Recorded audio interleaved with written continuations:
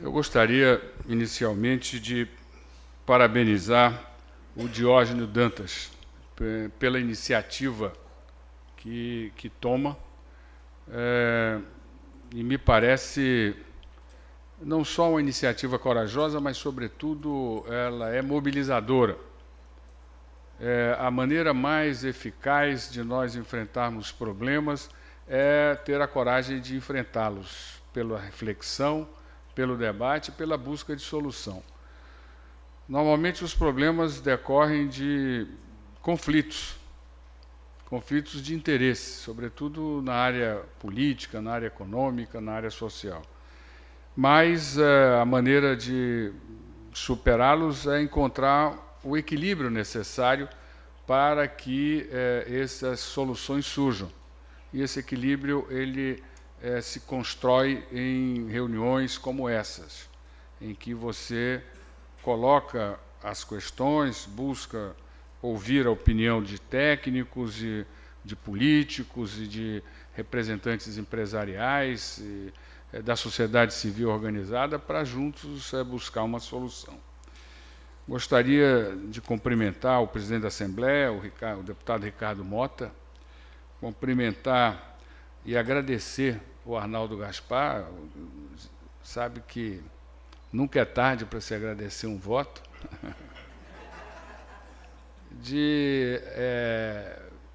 Até porque eu posso precisar de novo, de parabenizar o Silvio Torquato, e acho que tem um grande desafio pela frente, e na pessoa deles saudar a todos. Nós vamos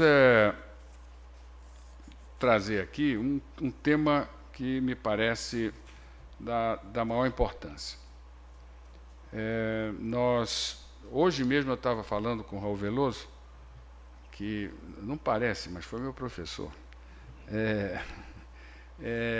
Eu estava conversando com ele de uma entrevista que o Felipe Gonçalves, que foi primeiro-ministro da Espanha, presidente da Internacional Socialista, uma pessoa de muita liderança, deu hoje no jornal O Valor. E nessa entrevista ele fala sobre a crise europeia, sobre a crise americana, e acentua a grande experiência que nós brasileiros estamos vivendo.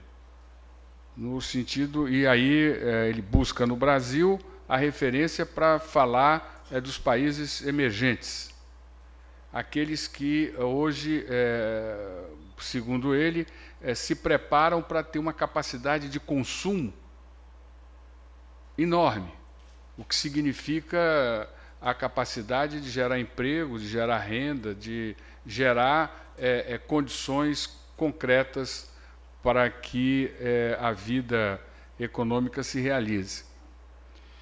Isso se dá em virtude de uma grande movimentação social que nós vimos no Brasil. Nós conseguimos, depois de muito sacrifício, restabelecer a moeda, no começo da década de 90, e o restabelecimento da moeda permitiu que o governo pudesse ser governo e que o cidadão pudesse trabalhar, ter o seu salário, e na medida em que a inflação foi controlada, ele pôde ter o seu salário possível de ser medido, o valor de compra dele. E quando o presidente Lula assume, ele enfrenta uma questão que era um paradigma para os economistas, que sempre defenderam a tese com mais radicalidade, com menos radicalidade, de que primeiro a gente devia crescer para depois dividir, a teoria do bolo, e diz que não, que esses anos todos, essas décadas inteiras, que vem desde o Estado Novo até as vésperas do Lula assumir, ele diz que não, que acha que é possível você crescer e distribuindo renda. No começo até achou que a questão era fome, mas imediatamente percebeu que a questão social no Brasil não era fome, era renda. E começamos a ter uma experiência que nos fez colocar o Brasil num patamar de crescimento, de transformação, sobretudo de esperança no futuro muito grande. E isso se dá exatamente porque um novo segmento surge no país, que é a classe média. E a classe média, ela é um ativo importante. A presidenta Dilma diz que quer construir no Brasil um país de classe média. O presidente Obama, depois das experiências de concentração de renda excessiva, a partir do começo da década de 80, que os Estados Unidos sofreu, que dilapidou o grande patrimônio que tinha, que era a classe média americana, ele hoje faz a reeleição dele em cima de restabelecer o poder de compra, a capacidade de compra da classe média. Então, nós temos hoje um grande ativo, que é esse segmento. E nós precisamos entender. O governo, para fazer políticas públicas, ele precisa saber para quem ele está dirigindo essa política. Precisa ter foco, precisa conhecer, precisa sair da universalidade das políticas, que pode ocorrer quando as pessoas lutam pela sobrevivência, como o Bolsa Família, é uma política universal. Você convoca, cria um cartão, diz aonde a pessoa pode ir, define critérios e as pessoas vão lá e tocam a vida. Só que, a partir de um certo momento, quando você sai da sobrevivência, você começa a ter demandas que são diferenciadas, porque o ser humano é diferente. E demandas que decorrem da sua renda, da sua expectativa, da sua capacidade, da sua iniciativa, do seu empreendedorismo. E isso faz com que o governo se veja na obrigação de ter uma segunda geração de políticas públicas. E essa geração, ela tem que ser customizada. E para customizar uma política, nós precisamos conhecer para quem essa política deve ser dirigida. E é exatamente isso que nos tomou conta nesses 2 anos com relação à classe média. Evidente, tem uma série de outros temas na SAI, defesa nacional, energia nuclear, cibernética, etc., problemas de área econômica, mas especificamente com relação à classe média nós nos dedicamos e acho que hoje nós temos um volume de informação muito grande sobre o que é a classe média brasileira. E o primeiro esforço que nós fizemos foi procurar definir uma estrutura de renda. Nós achamos que não podíamos tratar a classe no sentido sociológico nem no ideológico. Nós achamos que era fundamental definir as classes no Brasil em função de uma estrutura de renda. E de maneira mais profunda. Então, pegamos a classe alta, dividimos em 2, a classe média em 3 e a classe pobre baixa em 3. Nós não estamos trabalhando com rico e pobre. Nós estamos trabalhando com classe alta, média e baixa. Nós não estamos trabalhando com preconceitos, nem com o que nós achamos que deveria ser. Nós procuramos pegar a estrutura de renda no Brasil. E a estrutura de renda no Brasil, ela é uma estrutura muito ainda concentrada. Os senhores podem ver que somente 0,2% da população brasileira ganha uma renda familiar per capita acima de R$10 mil. 0,2%. E aí você tem que 10% da população brasileira vive com uma renda acima de R$ 1.500 per capita. E procuramos trabalhar com renda familiar per capita para dar mais foco à política. Então, isso significa que o senhor pode multiplicar por 4, que dá a renda familiar. E essa é a renda declarada. É claro que as pessoas normalmente têm um pouco mais, elas sempre fazem um pouco mais do que declaram. Mas nós só podemos trabalhar com os números que são os números oficiais, e são esses que nos permitem hoje definir a classe média num segmento que vai de R$ 291 per capita a R$ 1.019 per capita. E as pessoas, então, dizem, ah, não, mas isso é muito baixo, ninguém pode viver com isso, é um absurdo, não dá para se pensar nessa... E fomos, inclusive, muito combatidos, sobretudo por jornalistas, e aí resolvemos pegar a distribuição de renda no mundo, para ver se, de fato, essa história era uma história que era fantasiosa. Alguns, até mais radicalizados, diziam que nós estávamos querendo era promover o governo, então, para pegar uma renda muito baixa, para pôr a classe média com um número de pessoas muito grande. Aí fomos ao Banco Mundial para ver qual era a estrutura de renda no mundo. E aí chegamos lá e vimos que é isso que está aí, que vocês estão vendo na tela. Só 18% da população mundial vive com a renda superior a R$ 1.019 per capita. Nós pegamos e trouxemos para reais atuais. 18% da população vive com a renda acima de R$ 1.019. E 53% da população mundial vive com a renda abaixo de 291. Então, quando nós trabalhamos com esses números, a classe média brasileira ela não está tão mal em relação ao mundo. E ela, está entendendo, está muito bem posta com relação à estrutura de renda no Brasil. Nesse período, de 2002 a 2012, entraram 36 milhões de pessoas nesse segmento. 36 milhões de pessoas. Foi uma das mais expressivas ascensões sociais que nós tivemos no mundo. Agora mesmo está lá uma equipe chinesa para saber quais as políticas que nós adotamos aqui para fazer esse movimento, essa subida, esse processo de distribuição de renda que nos permitisse sair de 67 milhões para 103 milhões de brasileiros na classe média. Hoje, a maioria da população brasileira ela está na classe média. E, mais do que isso, não é um problema localizado. É extremamente, com uma diversidade profunda. Então, vocês veem que tem 75% dos que entraram são negros. 75% dos que entraram. 34% dos que entraram são nordestinos. E as pessoas dizem, mas por que Nordeste? Porque aqui havia uma pobreza maior do que no Sudeste. E, na medida em que oportunidades foram criadas para essas pessoas aproveitaram as oportunidades que tinham, porque não tinham nenhum. E aí conseguiram ter um desempenho, um resultado superior ao do Sudeste, por exemplo.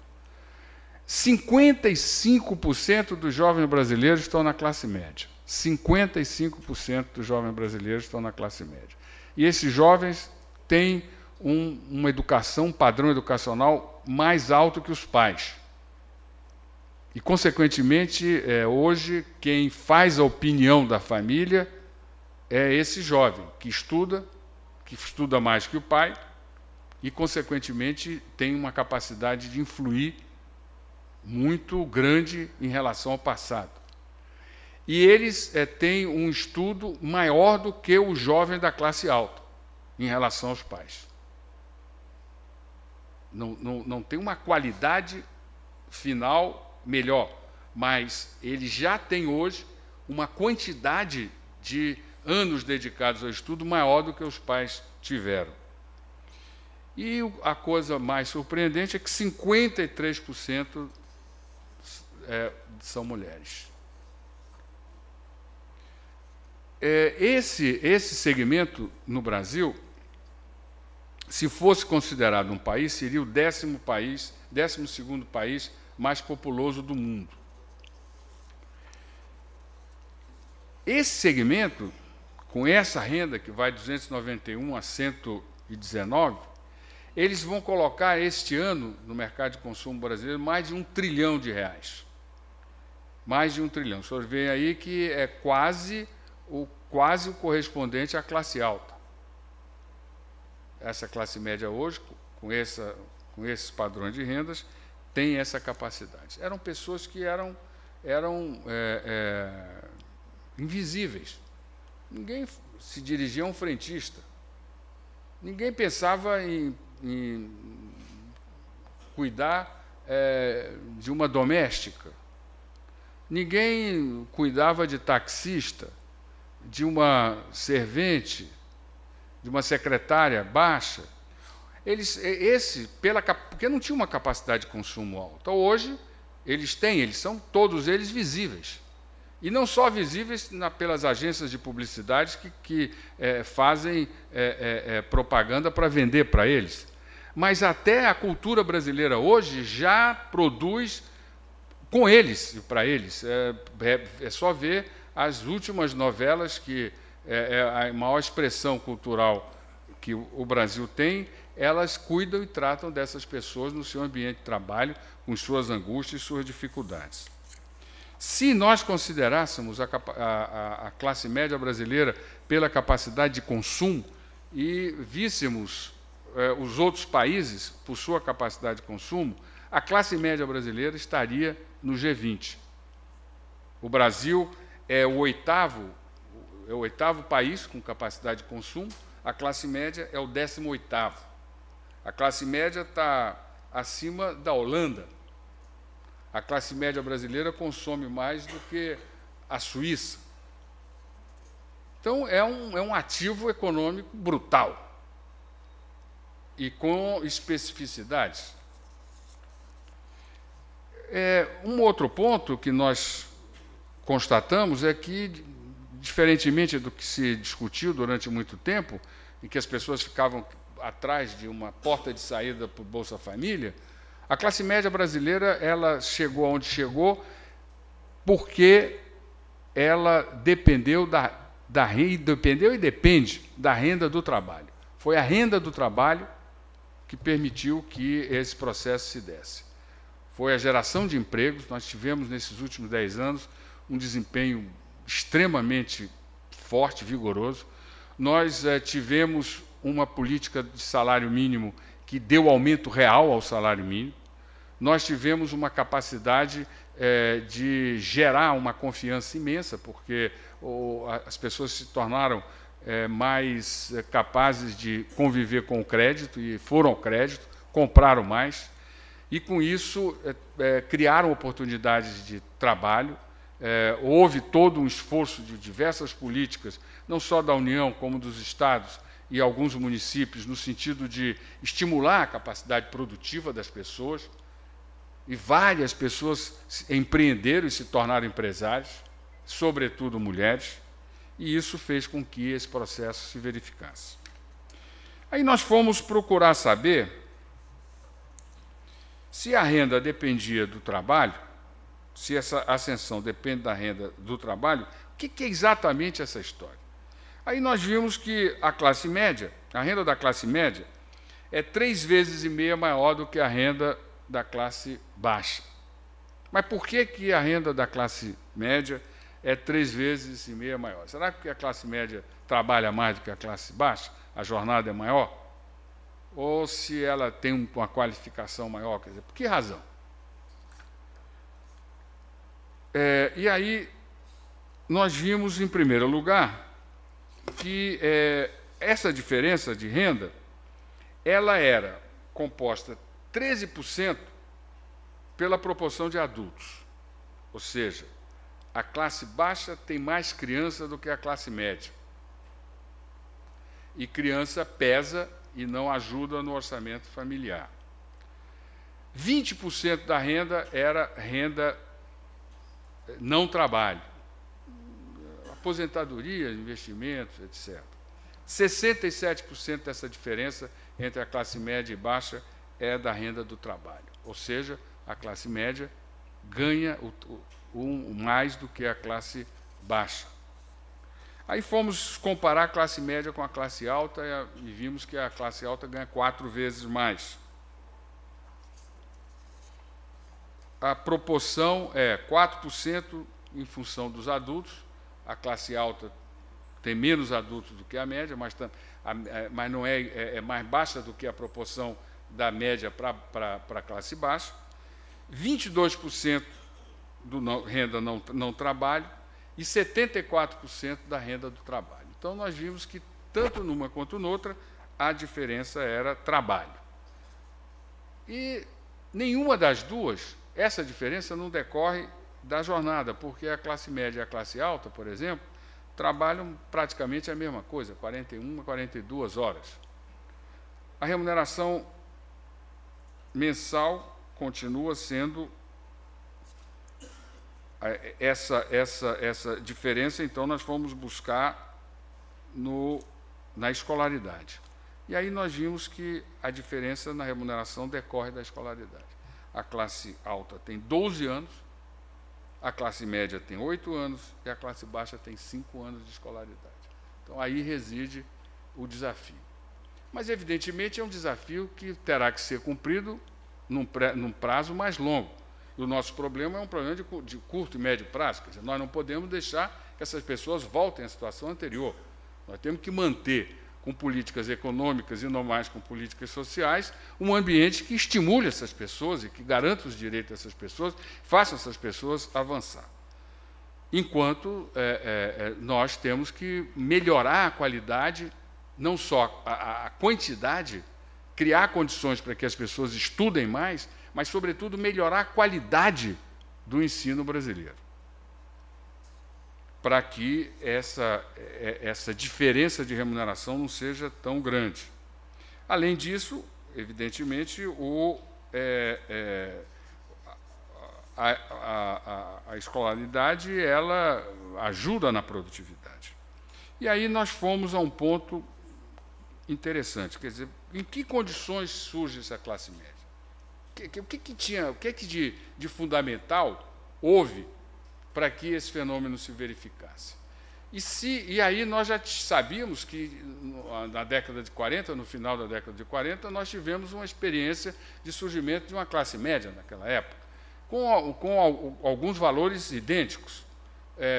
Você teve meritocracia, se montou um sistema de saúde, sistema de previdência, legislação trabalhista, você garantiu direitos às pessoas, mas foi um fenômeno urbano, nitidamente urbano. E, consequentemente, numa população que 20% era urbano e 80% era rural, o grau de sustentabilidade dessa experiência foi muito baixo. No entanto, em que condições esse fenômeno se deu? E aí nós procuramos pegar uma série histórica. Pegamos de 10 em 10 anos, né, de 45 a 54, que foi aonde essa experiência esteve no seu auge. E aí as condições, inflação controlada e crescimento do salário mínimo, crescimento real, crescimento do valor real do salário mínimo. Isso, vocês veem nesse gráfico, marca esse período de 45 a 54. Aí, em 54 a 64, nós tivemos um período também de muito crescimento econômico, mas de crise política e social, porque, nesse período, nós tivemos crescimento da inflação e o salário mínimo estagnado. Então, você teve uma queda substancial do poder de compra do salário. Em 64, depois do golpe militar, nós tivemos de 64 a 74, queda da inflação e queda do salário mínimo, que é uma situação extremamente desconfortável, mas, de qualquer maneira, não tão aguda para as pessoas, porque se o salário cai, o poder de compra, o valor de compra do salário cai, mas a inflação caindo, você ainda segura o barco. De 74 a 84, nós tivemos, e aí foi o momento em que o regime militar começa a entrar em crise, nós tivemos crescimento da inflação e salário mínimo estagnado. A nova república nos levou ao delírio da desgraça, porque foi crescimento da inflação e queda do salário mínimo. Então, nós tivemos uma inflação de 80 e tantos % e o salário mínimo despencando, uma desorganização econômica, financeira, política, social brutal. Em 94 até 2000, que é com o real, nós tivemos queda da inflação e salário mínimo estagnado. De 2001 a 2011, nós voltamos a ter inflação controlada e crescimento do salário mínimo. Ou seja, aqueles anos todos que nós vivemos de grande, e esse quadro mostra a grande confusão que se viveu nesse período, mas essa classe média, essa experiência nova, se dando no Brasil inteiro, ela se dá nas mesmas condições. Certamente, essas condições elas devem provocar uma certa tensão no Raul Veloso, porque não existe coisa pior para os economistas do que inflação controlada e o valor real do salário mínimo aumentando. É um estigma tão forte quanto você crescer dividindo. Mas se a gente já conseguiu no passado crescer e dividir, quer dizer, romper esse estigma e hoje conseguimos crescer dividindo, distribuindo renda, eu creio que vale nós buscarmos, já que essas condições são as condições que foram dadas para que esse surgimento da classe média se desse, vale o esforço da gente procurar saber em que circunstâncias nós poderemos garantir inflação controlada e crescimento do salário. Evidentemente, isso é o grande desafio que nós temos, e nós estamos na SAI muito voltados a isso, e a palavra-chave dessa história chama-se produtividade. Se nós conseguirmos aumentar a produtividade no Brasil, nós conseguimos garantir que haja crescimento do valor real do salário mínimo. Além disso, estamos voltando lá para ter outras políticas que permitam a sustentação desse ativo, desse patrimônio, para que o Brasil possa continuar nesse círculo virtuoso que nós estamos vivendo. E aí nós, para vir aqui, então, pedi que nós dessemos uma olhada de como o Rio Grande do Norte esteve vivendo nesse grande momento. E aí nós vimos uma coisa muito curiosa, porque o Rio Grande do Norte já tinha uma classe alta, era a maior classe alta do Nordeste. O Rio Grande do Norte já tinha uma classe média que era muito forte, uma das maiores do Nordeste. E nesse período, de 2002 a 2012, nesses 10 anos, aumentou a classe alta, que era 7% da população, passou para 13%. A classe média foi de 26% para 42%, e a classe baixa caiu de 67% para 45%. Só que essa queda não foi uma queda tão... esse movimento, tanto da classe alta, como da classe média, como da classe baixa, não foi um movimento tão forte quanto nos outros estados do Nordeste e também não tão forte quanto o Brasil. Quer dizer, foi, mas, está entendendo, em termos percentuais, a estrutura de distribuição de renda, ela basicamente permaneceu a mesma.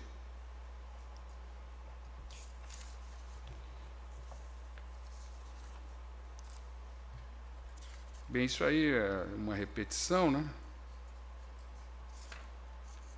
Os setores da classe média no Rio Grande do Norte, os setores que mais cresceram, e grupos que mais cresceu na classe média, foi na área rural. Depois, os negros. Depois, as pessoas ocupadas. E as pessoas com ensino fundamental incompleto.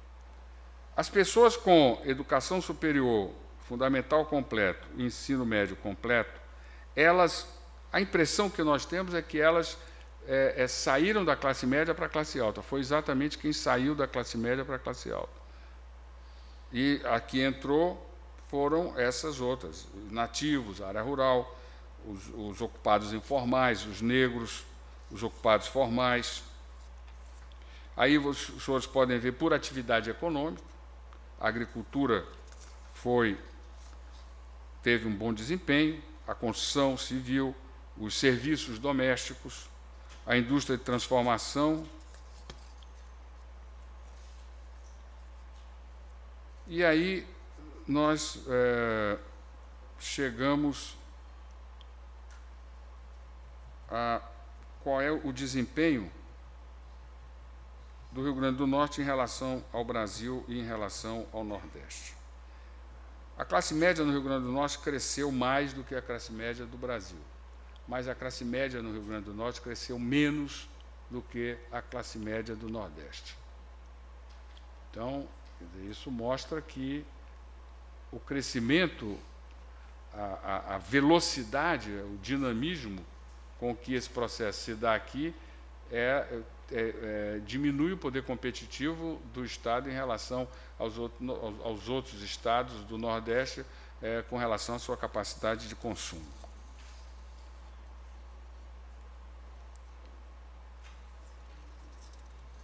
Hoje, o Rio Grande do Norte, que já teve uma classe média maior do que a do Nordeste, hoje ela está com o mesmo percentual da classe média do Nordeste. Mas, em compensação, a expansão da classe alta foi maior do que a da classe alta no Nordeste. Ou seja, a da classe média foi menor, da classe alta foi maior, o que significa que nós podemos estar observando um processo de concentração de renda, que não é uma coisa saudável do ponto de vista econômico, na medida em que tira a vitalidade da própria economia. O Rio Grande do Norte permanece com a maior classe alta do Nordeste, e a redução da classe baixa ela foi maior do que no Brasil, mas foi menor do que do Nordeste. Quer dizer, tanto a classe média quanto a classe baixa ela foi menor, enquanto a classe alta foi maior do que do Nordeste. Então, houve redução da classe baixa e aumento da classe média maior do que a média nacional, contudo, se comparado aos demais estados do Nordeste, o crescimento econômico ocorreu com menor redução da desigualdade. Aí nós temos alguns dados sobre a composição do mercado de trabalho no Rio Grande do Norte. E os senhores podem ver que, com relação a empregados com carteira assinada, o percentual está muito baixo, porque o Brasil tem 26%, o Rio Grande do Norte tem 16%. A remuneração mensal está mais ou menos na média, mas está mais baixo do que o Brasil. E, no caso com empregados com carteira assinada, mais baixo do que o Nordeste. Então, esse quadro, na nossa opinião, ele nos leva a acreditar que o Rio Grande do Norte, comparado ao Nordeste, hoje tem uma proporção de pessoas em idade ativa ocupado menor do que o Nordeste, o que não é uma coisa muito boa. Uma proporção de pessoas em idade ativa que trabalha por conta própria menor, mas com remuneração maior. E uma proporção de pessoas em idade ativa com carteira assinada maior, mas com remuneração menor. E, evidentemente, esse fato ele é um fato que prejudica o desempenho da economia, na medida em que diminui a capacidade de consumo das pessoas. Então, em termos gerais, o nosso secretário de Desenvolvimento, nós achamos, e estamos lá na SAI à disposição e temos expertise para ajudar, nós achamos que este quadro seria extremamente positivo se nós tivéssemos aqui no Rio Grande do Norte políticas de desenvolvimento inclusivo customizados. Então, nós precisamos saber como é que nós vamos melhorar a capacidade de empreendedorismo das mulheres, por exemplo, criando possibilidades de produção, de trabalho, de remuneração.